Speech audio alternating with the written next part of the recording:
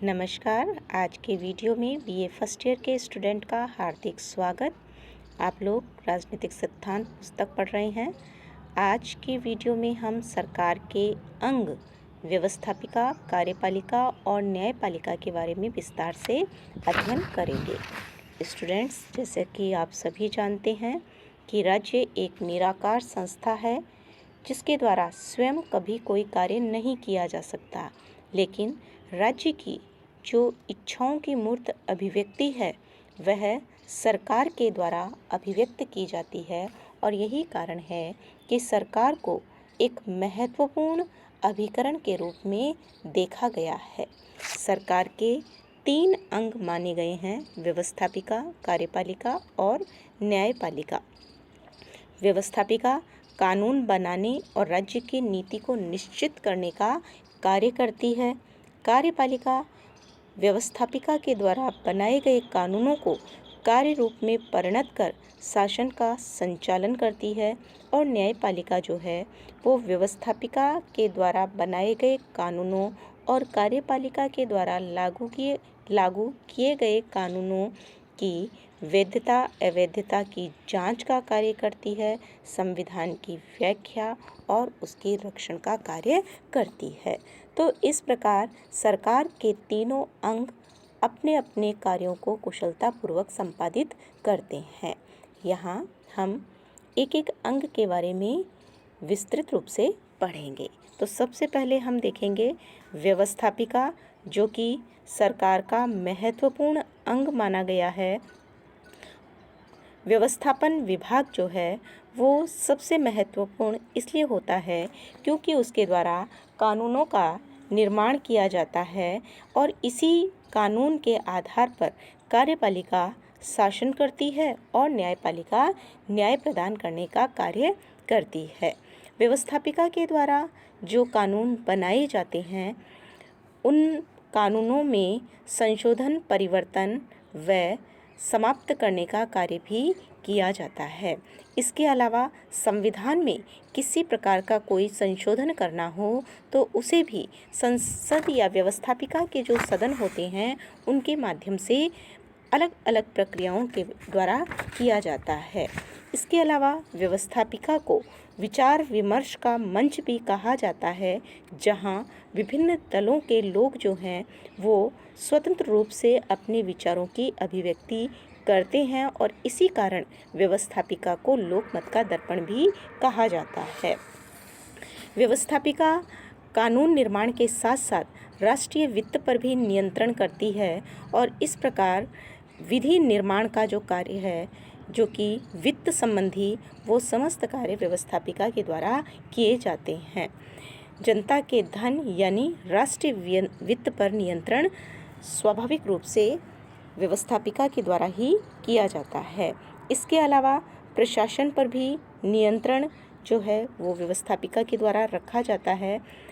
हालांकि सीधे तौर पर वो प्रशासनिक कार्यों में भाग नहीं लेती, लेकिन कुछ न कुछ नियंत्रण जो है वो संसदात्मक व्यवस्थापिका में, जैसे कि हम कह सकते हैं प्रश्न, पूरक प्रश्न, स्थगन प्रस्ताव, निंदा प्रस्ताव, कटौती प्रस्ताव और अविश्वास प्रस्ताव के माध्यम से रखती है। इसी तरीके से अध्यक्षात्मक शासन में राष्ट्रपति के द्वारा जो संधियां और नियुक्तियां की जाती हैं उन्हें सीनेट की स्वीकृति आवश्यक होती है।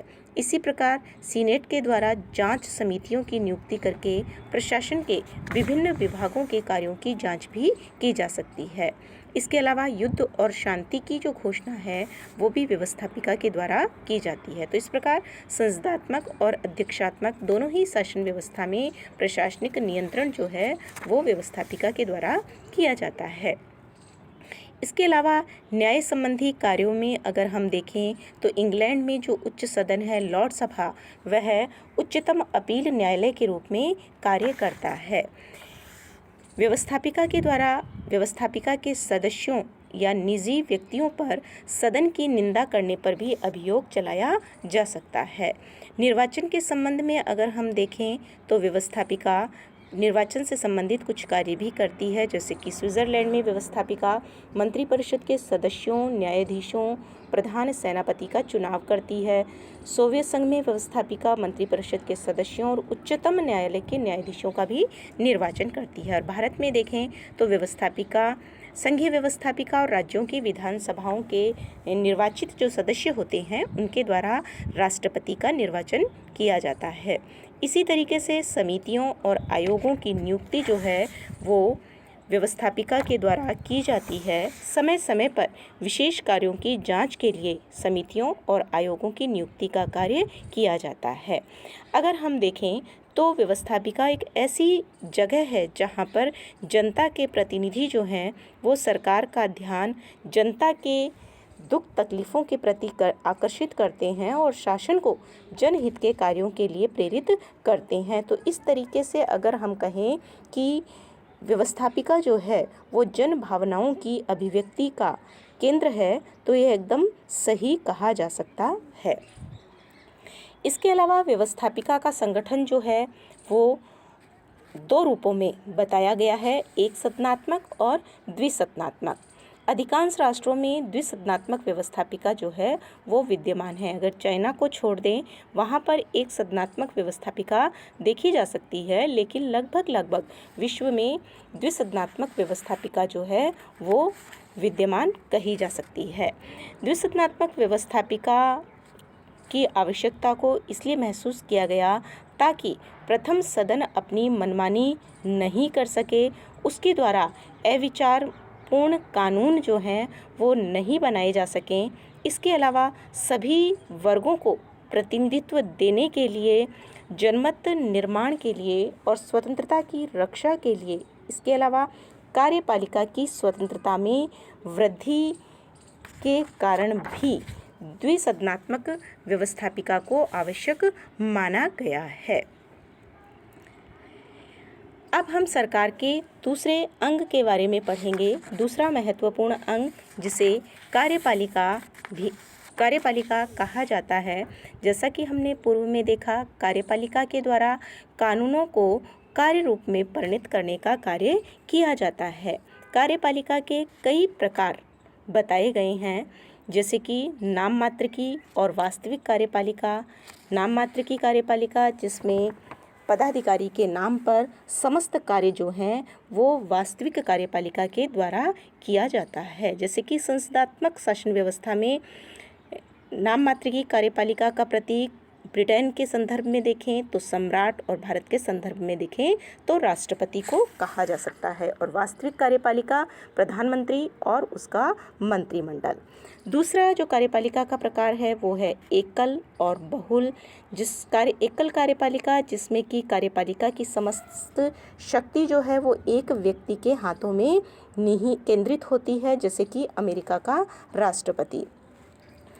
और बहुल कार्यपालिका जिसमें शासन की समस्त शक्ति जो है वो अंतिम रूप से एक व्यक्ति में न होकर व्यक्तियों के एक समुदाय में निहित होती है। इसका उदाहरण स्विट्ज़रलैंड के रूप में हम देख सकते हैं, जहां पर कार्यपालिका शक्ति 7 सदस्यों में निहित देखी जा सकती है।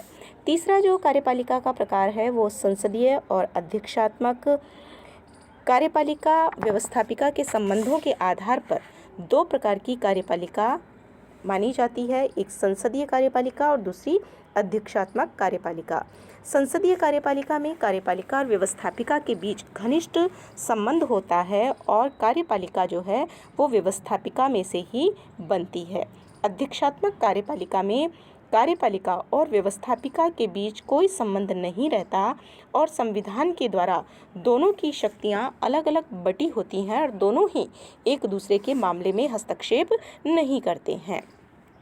कार्यपालिका का चौथा प्रकार पैतृक और निर्वाचित कार्यपालिका के रूप में देख सकते हैं, जहां पर राजा राज्य का प्रधान होता है और उसकी मृत्यु होने के बाद उसका जो पुत्र या उत्तराधिकारी होता है वही गद्दी पर बैठता है। इसे पैतृक कार्यपालिका कहते हैं। और जहां पर राज्य का अध्यक्ष जनता के द्वारा प्रत्यक्ष या अप्रत्यक्ष रूप से निर्वाचित होता है उसे निर्वाचित कार्यपालिका कहते हैं। तो इस प्रकार हमने कार्यपालिका के कई रूप देखे। इसी के साथ आगे हम देखेंगे कि लोक कल्याणकारी जो राज्य की अवधारणा को विश्व स्तर पर स्वीकार किया गया है, उसके परिणाम स्वरूप राज्य के कार्यक्षेत्र में वृद्धि हुई है। और अगर हम कहें कि कार्यपालिका के कार्यों में वृद्धि हुई है, तो यह बिल्कुल सही कहा जा सकता है। कार्यपालिका के कार्यों के रूप में हम देख सकते हैं कि प्रशासन के संबंध में समस्त प्रशासनिक व्यवस्था का संचालन जो है वो कार्यपालिका के द्वारा किया जाता है। यानी जितनी भी राजनीतिक और प्रशासनिक नियुक्तियां होती हैं, पदोन्नति होती है या पदच्युति का कार्य होता है, वो कार्यपालिका के द्वारा किया जाता है। इसके अलावा कार्यपालिका के द्वारा वैदेशिक संबंधों का संचालन, एक राज्य के दूसरे राज्य के साथ जो अंतर्राष्ट्रीय संबंध हैं, संधि, समझौते, इन सब का संचालन जो है वो कार्यपालिका के द्वारा किया जाता है। सैनिक कार्यों के अंतर्गत हम कह सकते हैं कि कार्यपालिका का जो प्रधान होता है वो सेना के प्रधान के रूप में कार्य करता है। और जब विदेशी आक्रमण होता है तो उसका महत्वपूर्ण कार्य होता है देश की रक्षा करना। इसके अलावा युद्ध या शांति की घोषणा भी कार्यपालिका के द्वारा की जाती है। विधि निर्माण संबंधी कार्यों के अंतर्गत हालांकि कार्यपालिका का जो की सीमा है वो काफ़ी कुछ हद तक कम है, क्योंकि समस्त विधि निर्माण जो है वो व्यवस्थापिका के द्वारा किया जाता है, लेकिन कार्यपालिका को व्यवस्थापिका का अधिवेशन बुलाने और स्थगित करने का अधिकार होता है। इसके अलावा विशेष परिस्थितियों में लोकप्रिय सदन को भंग करने का आदेश भी कार्यपालिका दे सकती है। अगले कार्य के रूप में हम देख सकते हैं वित्तीय कार्य, जिसमें कि वार्षिक बजट की बात आती है। तो वार्षिक बजट स्वीकृत करने का कार्य जो है वो व्यवस्थापिका करती है, लेकिन इस बजट का प्रारूप जो है वो कार्यपालिका के द्वारा तैयार किया जाता है। न्याय संबंधी कार्यों में कार्यपालिका को कुछ न्यायिक शक्तियां दी गई हैं, जैसे कि क्षमादान का अधिकार, जिसके अंतर्गत कार्यपालिका जो है वो न्यायपालिका के द्वारा दंड प्राप्त व्यक्ति के दंड के स्वरूप में कमी कर सकती है या उसे क्षमा भी प्रदान कर सकती है। इसके अलावा सर्व क्षमा का अधिकार भी दिया गया है, जिसके अंतर्गत कार्यपालिका एक ही अपराध से जुड़े हुए अनेक अपराधियों को एक साथ क्षमादान प्रदान कर सकती है। तो इस प्रकार हम कह सकते हैं कि कार्यपालिका के द्वारा इस वर्तमान स्थिति में बहुत सारे कार्यों का संचालन किया जाता है। और जिस तरीके से व्यवस्थापिका के द्वारा प्रदत्त व्यवस्थापन की व्यवस्था की गई है, जिसके अंतर्गत महत्वपूर्ण कार्यों को कार्यपालिका को सौंप दिया गया है, उसके कारण भी कार्यपालिका के कार्यक्षेत्र में अभिवृद्धि हुई है। अगला और तीसरा महत्वपूर्ण अंग आता है न्यायपालिका। न्यायपालिका के द्वारा न सिर्फ अभियोगों का निर्णय किया जाता है, वरन अधिकारों, व्यक्ति के मौलिक अधिकारों की रक्षा, वित्तीय स्वतंत्रता संबंधी और परामर्श देने का कार्य भी किया जाता है। न्यायपालिका कानूनों की व्याख्या करने का भी कार्य करती है और औचित्य के आधार पर कानून निर्माण की बात को भी रखा जाता है। व्यक्ति की स्वतंत्रता अगर किसी कारण से बाधित हो रही हो तो उसकी स्वतंत्रता को सुरक्षित रखने का कार्य भी न्यायपालिका के द्वारा किया जाता है। इसके अलावा अगर कभी कार्यपालिका को किसी प्रकार के परामर्श की आवश्यकता होती है तो वह परामर्श संबंधी कार्य भी करती है। संविधान की रक्षा का अति महत्वपूर्ण कार्य जो है वो न्यायपालिका के द्वारा किया ही जाता है। जैसे कि अगर व्यवस्थापिका या कार्यपालिका संविधान के प्रतिकूल कोई कार्य करती है या कोई कानून का निर्माण करती है तो न्यायपालिका इस प्रकार के कानूनों को अवैध घोषित कर सकती है। न्यायपालिका की स्वतंत्रता की अगर हम बात करें तो न्यायपालिका की स्वतंत्रता की आवश्यकता को भी महसूस किया गया है। उसका कारण है लोकतंत्र की रक्षा के लिए न्याय, सभी को निष्पक्ष रूप से न्याय प्राप्त हो सके, इसके लिए, इसके अलावा संविधान की रक्षा के लिए और नागरिकों के मौलिक अधिकारों की रक्षा के लिए न्यायपालिका की स्वतंत्रता को आवश्यक माना गया है। न्यायपालिका की स्वतंत्रता को बनाए रखने के कतिपय उपाय भी हैं, जैसे कि न्यायपालिका की न्यायाधीशों की जो नियुक्ति है वो कार्यपालिका के द्वारा की जानी चाहिए। उनका कार्यकाल जो है वो लंबा होना चाहिए। इसके अलावा उन्हें पद की सुरक्षा मिलनी चाहिए, यानी पदच्युति की पद्धति इतनी जटिल होनी चाहिए कि आसानी से उन्हें पद से नहीं हटाया जा सके। इसके अलावा उन्हें अच्छा वेतन मिलना चाहिए ताकि वो भ्रष्टाचार का शिकार नहीं हो सकें। इसके अलावा कार्यपालिका से न्यायपालिका का पृथक्करण भी होना चाहिए ताकि न्यायपालिका सत्ता के दबाव में आकर कोई निर्णय नहीं ले, वरन निष्पक्ष तरीके से अपने निर्णय को प्रस्तुत कर सके। अगर उपरोक्त व्यवस्थाओं को अपनाया जाता है तो निश्चित रूप से न्यायाधीश स्वतंत्रता पूर्वक अपने कर्तव्यों का पालन कर सकेंगे। तो इस प्रकार सरकार के तीनों अंग व्यवस्थापिका, कार्यपालिका और न्यायपालिका जो उन्हें कार्य सौंपे गए हैं संविधान की ओर से, कानून निर्माण का कार्य, कानूनों को लागू करने का कार्य और कानूनों की समीक्षा करने का कार्य, उन्हें बखूबी से करते हुए और अपने अपने क्षेत्र में अपने अपने कार्यों का संपादन करते हुए सरकार को मजबूती और व्यापकता प्रदान करने का कार्य करते हैं।